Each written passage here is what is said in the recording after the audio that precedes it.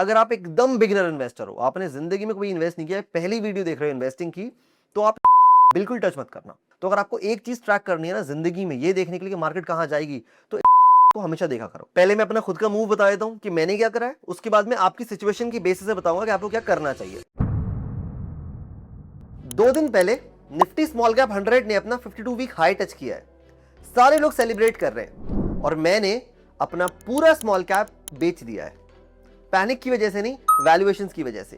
तो इस वीडियो में मैं आपको सारी वैल्यूएशंस दिखाता हूं, कैसे बेसिक एनालिसिस करते हैं ये भी सिखाता हूं, और साथ ही साथ कहां पैसे मूव करे मैंने यहां से उठा के वो भी दिखाता हूं। तो आओ शुरू करते हैं। तो आप कैसे चेक करते हो वैल्यूएशन? सबसे सिंपलेस्ट तरीका होता है पीई रेशो। क्या होता है PE ratio? Price to earnings ratio. मतलब एक कंपनी के 1 रुपए प्रॉफिट के लिए आप कितने पैसे दे रहे हो। सिंपल भाषा में अगर आपको बताऊं, कोई कंपनी लेट्स से 10 लाख रुपए कमाती है प्रॉफिट एक साल में, उसके लिए आप 1 करोड़ रुपए देते हो, तो पीई रेशो 10 का हो गया कि आपने 10 टाइम्स उसके अर्निंग्स के पैसे दिए। अगर इस सेम कंपनी के लिए आप 2 करोड़ रुपए दे देते तो कंपनी में कुछ नहीं बदलता, बस आपने और महंगी खरीदी इस कंपनी को। इसका मतलब अगर इस सेम कॉन्सेप्ट को मैं लेके जाता हूं कि स्मॉल कैप में कैसे वेरीफाई करना है, तो आप जाओगे स्क्रीनर पे, जो मैं आपको हमेशा लेके जाता हूं। स्क्रीनर पे आते हैं, सर्च करते हैं स्मॉल कैप 250। अब यहाँ पे देखो, यहाँ पे आ गया, पहले इसका करंट पी रेशो है 34.6 का। ठीक है, इससे कुछ समझ नहीं आता है, कंपेयर करने के बाद ही समझ में आता है। अब 34.6 का करंट पी रेशो है। अगर मैं इसका 1 ईयर चार्ट देखूं, तो आप 1 ईयर में देखो, जो इसका मीडियन है वो है 29.9, मतलब करीब 15% यहां से एक्सपेंसिव है आपका स्मॉल कैप 250। अब एक साल देखने का कोई सेंस नहीं बनता यार, क्योंकि आपको लॉन्गर टर्म देखना चाहिए जब आप मीडियन देखते हो। और मीडियन देखना हमेशा, एवरेज जो है ना वो डिस्टॉर्ट करना उसको आसान होता है, एक साल उसको डिस्टॉर्ट कर देता है पूरा, अगर किसी एक साल में कुछ ऊपर नीचे होता है। मीडियन को डिस्टॉर्ट करना बहुत मुश्किल होता है। ठीक है, अब जाते हैं 3 ईयर पे। अब 3 ईयर का जो आपका मीडियन है वो है 29.7, मतलब लगभग उसी रेंज में है। अब अगर 5 साल पे जाऊं मैं, तो 5 साल का मीडियन है 28.2, मतलब इसके हिसाब से तो और ज्यादा एक्सपेंसिव है आपका स्मॉल कैप 250, करीब 18%। और अगर मैं 10 साल भी देखूं, तो 10 साल के बाद भी 10 साल का मीडियन भी 29.9 है। अभी हम 34.6 में है, मतलब पिछले 1 साल, 3 साल, 5 साल, 10 साल, चारों पीरियड्स में जो करंट वैल्यूएशन है स्मॉल कैप्स की, वो सबसे ज्यादा एक्सपेंसिव है। अब ये तो वैल्यूएशन है एक्सपेंसिव ओवरऑल इंडेक्स लेवल पे, पर अगर आप स्टॉक बाय स्टॉक देखोगे ना, तो एक अलग ही पिक्चर दिखेगी आपको। 80% कंपनीज स्मॉल कैप की जो 1000 करोड़ से कम है, वो अपने लाइफ टाइम हाई से 20% कम पे ट्रेड कर रहे हैं। ये टिपिकल बेयर मार्केट डेफिनेशन है। तो मतलब इंडेक्स तो आपका एकदम लाइफ टाइम हाई पे है, पर स्टॉक्स पे आप जाते हो तो वो 80% स्टॉक्स अपने लाइफ टाइम हाई से 20% नीचे है। तो हो क्या रहा है, क्योंकि कुछ स्पेसिफिक स्टॉक्स जो है ना, वो पूरे इंडेक्स को ड्रैग कर रहे हैं ऊपर, वो ओवर वैल्यूड है, जिनकी वजह से ओवरऑल इंडेक्स जो है उसका पीई ऑलमोस्ट 35 पे आ गया है। तो दो अलग पिक्चर हो गई। स्टॉक बाय स्टॉक आपको लगेगा कि बेयर मार्केट है, अगर आप ओवरऑल देखोगे तो आएगा वो लाइफ टाइम हाई पे है। और तीसरी पिक्चर भी है, विच इज जो वैल्यूएशन है वो बताते हैं ओवर प्राइस्ड है। तो 3 पिक्चर्स हैं, कौन सी सही है उसके लिए मैं आपको आगे समझाता हूं कुछ। अब आप बोलोगे कैसी फालतू बात है, अगर हम किसी चीज से ज्यादा एक्सपेक्ट करते हैं अर्निंग्स, तो उसके लिए प्रीमियम भी देते हैं। बिल्कुल सही बात है, बिल्कुल सही बात है। अगर आप देखोगे जो मेजर टेक स्टॉक्स होते हैं वो बहुत हाई पी पे ट्रेड करते हैं। क्यों? बिकॉज अर्निंग्स ग्रोथ की एक्सपेक्टेशन बहुत ज्यादा होती है उनसे। तो ये सेम लॉजिक लगा के देख लेते हैं, क्या स्मॉल कैप्स की अर्निंग्स ग्रोथ बहुत अच्छी होने वाली है? उसके लिए मैं आपको इस आर्टिकल पे लेके चलता हूं, आपके होश उड़ जाएंगे। तो आप ये देखो, FY26 Q4 में अगर मैं देखूं, तो जो अर्निंग्स ग्रोथ हुई है, अगर आप लार्ज कैप की देखोगे तो वो हुई है 9.6%, अगर आप मिड कैप की देखोगे तो वो हुई है 40.7%, और स्मॉल कैप की कितनी हुई है? 8.5%।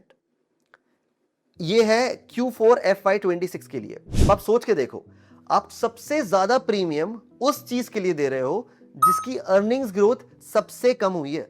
ऑनेस्टली इस डेटा के हिसाब से तो लार्ज कैप भी और मिड कैप भी दोनों ही ज्यादा अट्रैक्टिव है स्मॉल कैप्स को लेके।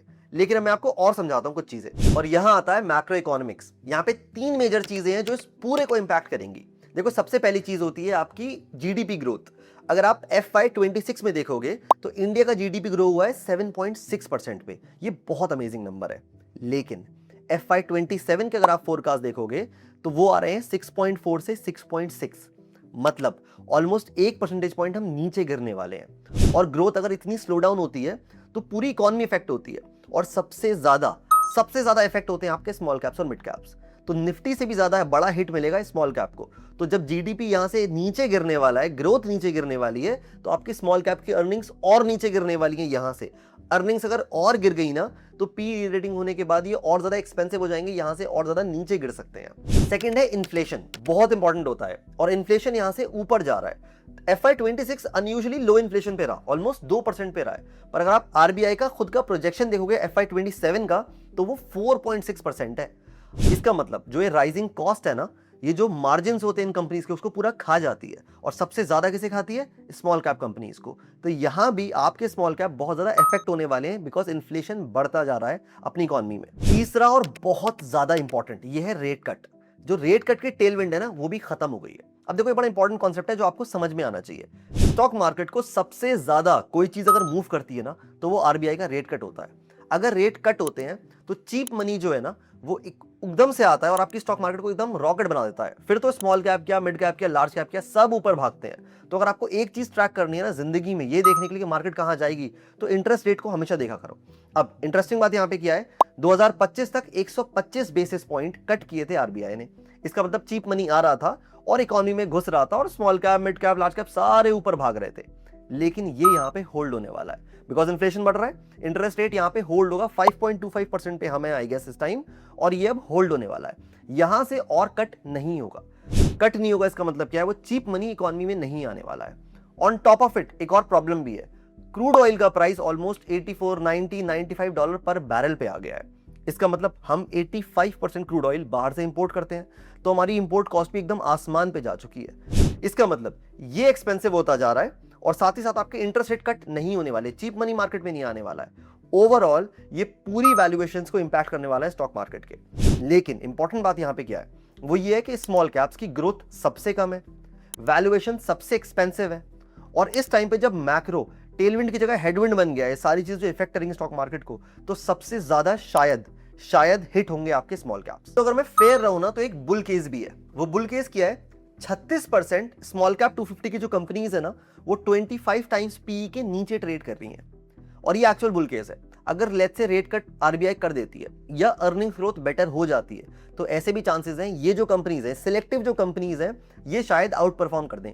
पर लेकिन यहाँ पे एक प्रॉब्लम है, अगर आप पूरा इंडेक्स बाय करते हो, तो इंडेक्स इन 36% कंपनीज को थोड़ी बाय कर रहा है, वो तो पूरी 250 कंपनीज बाय कर रहा है। तो इसका मतलब क्या है? अगर आप सिलेक्टिव हो, आपको पता है स्पेसिफिकली कौन से स्मॉल कैप्स हैं जो अभी अंडर वैल्यूड है, जिनकी अर्निंग्स पोटेंशियल बहुत हाई है, तो शायद आपको बहुत अच्छा रिटर्न मिले। पर अगर मैं इंडेक्स पर्सपेक्टिव से बात करूं, तो शायद वो प्रॉब्लम है, बिकॉज वो तो सारी कुछ बाय करेगा, और मेजॉरिटी जो कंपनीज हैं वो इतनी सेंसिबल वैल्यूएशन पे नहीं है, बस एक हैंडफुल कंपनीज हैं जो वैल्यूएशन पे है। तो अब यहाँ पे सवाल आता है कि करें तो करें क्या? तो आओ उसका जवाब देता हूं मैं आपको। पहले मैं अपना खुद का मूव बता देता हूं कि मैंने क्या करा है, उसके बाद मैं आपकी सिचुएशन की बेसिस से बताऊंगा कि आपको क्या करना चाहिए। देखो, मेरा पोर्टफोलियो कंपैरेटिवली थोड़ा सा बड़ा है, उसके बाद मैं इंटरनेशनली डाइवर्सिफाइड हूं, और मैं थोड़ा ज्यादा बुलिश था इंटरनेशनल मार्केट को लेके। पिछले 1 साल से मैंने कई वीडियोस बनाई, अगर आपने ये सारी देखी हो तो मैंने क्या करा है, जो मेरे स्मॉल कैप 250 इंडेक्स मैंने ले रखा था, जो मेरे पोर्टफोलियो में था, मैंने वो काफी हद तक ऑलमोस्ट 80 से 90% पूरा बेच दिया है। पूरा बेच दिया। वो सारे पैसे मैंने कहां मूव कर दिए?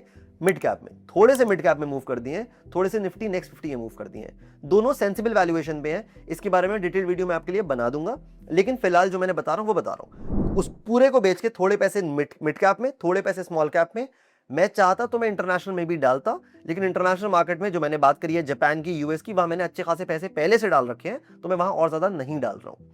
अब मैं बताता हूं कि आपकी सिचुएशन के हिसाब से आपको मेरे हिसाब से क्या करना चाहिए। सबसे पहली बात तो ये है कि फाइनेंशियल एडवाइस नहीं है, ये मेरा पर्सनल ओपिनियन है, मैं सेबी रजिस्टर्ड नहीं हूं। अब देखो, अगर आप एक एसआईपी इन्वेस्टर हो और लॉन्ग टर्म 7 से 10 साल के लिए इन्वेस्ट कर रहे हो, तो मेरे हिसाब से आपको कुछ खास नहीं करना चाहिए। स्मॉल कैप अक्सर ऐसा होता है, ओवर वैल्यूड हो जाते हैं, अंडर वैल्यूड हो जाते हैं, ऊपर नीचे होते रहते हैं, पर क्योंकि आपकी एसआईपी बहुत लॉन्ग टर्म के लिए, तो आपको इतना फर्क नहीं पड़ेगा। अपनी एसआईपी चलते रहने दो, ज्यादा फर्क करने की जरूरत नहीं है आपको। लेकिन दूसरा, अगर आप एक एसआईपी इन्वेस्टर हो पर आपका होराइजन 5 साल तक का है, ठीक है, और आपकी जो ओवरऑल थोड़ा काम करना पड़ेगा, जो आपकी ओवरऑल एलोकेशन है स्मॉल कैप्स में, वो लेट्स से 20 से 25% पे आ चुकी है, उससे ज्यादा आ चुकी है, तो it makes a lot of sense कि आप उसे कट करके 10% पे ले आओ। सच बता रहा हूं, अगर आप हिस्टोरिकल पीरियड्स में भी देखोगे ना, स्मॉल कैप्स ने कभी ऐसे आउट परफॉर्म नहीं करा है मिड कैप्स को या निफ्टी को। सबसे ज्यादा आउट परफॉर्म करा भी है तो मिड कैप ने किया है। और वैल्यूएशन पर्सपेक्टिव से बात करूं, it makes a lot of sense right now कि आप स्मॉल कैप से मिड कैप में ही आ जाओ, भले ही हल्का सा ऊपर आ जाओ, तो आपका better portfolio, better balanced portfolio बन जाएगा। तीसरा, अगर आप एकदम बिगिनर इन्वेस्टर हो, आपने जिंदगी में कोई इन्वेस्ट नहीं किया है, पहली वीडियो देख रहे हो इन्वेस्टिंग की, तो आप स्मॉल कैप बिल्कुल टच मत करना, बिल्कुल भी टच मत करना। स्टिक टू मिड कैप या निफ्टी नेक्स्ट 50 या निफ्टी 50, बस इन 3 फंड्स में आपको अटक के रहना है। ये आपको बेस्ट रिटर्न दे देंगे लॉन्ग टर्म के लिए और वैल्यूएशन पर्सपेक्टिव से एकदम शानदार है। चौथा, अगर आपके पास बहुत सारा कैश पड़ा है, मतलब कैश एज इन अकाउंट में पैसे पड़े हैं और वो फ्री कैश पड़ा हुआ है जिसको आपको इन्वेस्ट करना चाहते हो, तो वो नए पैसे तो बिल्कुल आपको स्मॉल कैप्स में नहीं डालने चाहिए मेरे हिसाब से। कहां डालने चाहिए? मिड कैप्स में थोड़ा बहुत डाल सकते हो, इतनी अमेजिंग वैल्यूएशन नहीं है। निफ्टी टू बी ऑनेस्ट थोड़ी बेटर वैल्यूएशन पे इस टाइम, निफ्टी और Nifty next 50 compare to small cap and mid cap. लेकिन सबसे बेस्ट ऑप्शन है इंटरनेशनल मार्केट। इसके लिए मैंने ये वीडियो बनाई थी, जरूर देख लेना। मैंने डिटेल में कवर किया था कहां पे आप इन्वेस्ट कर सकते हो और कैसे कर सकते हो, स्टेप बाय स्टेप, और कहां करना चाहिए। तो ये चारों चीजें अगर आप फॉलो कर लोगे तो होपफुली काफी सेंसिबल पोर्टफोलियो आपका हो जाएगा। फाइनली सब्सक्राइब जरूर कर लेना। मैं अगली वीडियोस में डिटेल में कवर करने वाला हूं कौन सी मार्केट सबसे अट्रैक्टिव है और कौन सी मार्केट में कौन सा इंडेक्स सबसे अट्रैक्टिव है वैल्यूएशन पर्सपेक्टिव से। तो शायद आपको थोड़ा बेहतर लगे, उससे आपका रिटर्न शायद थोड़ा इंप्रूव हो जाए। और मैं आपको अगले हफ्ते फिर से मिलता हूं। Bye bye.